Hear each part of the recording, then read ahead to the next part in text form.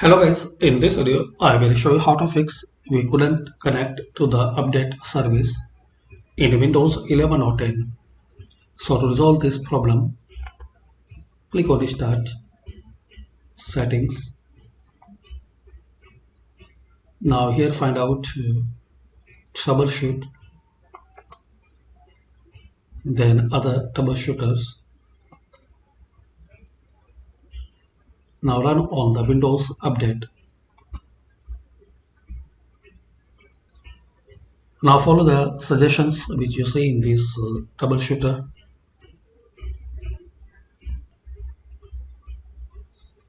And once this complete, close it and restart your PC or laptop. So this is the way guys you can fix and resolve we couldn't connect to the update service in Windows 11 or 10.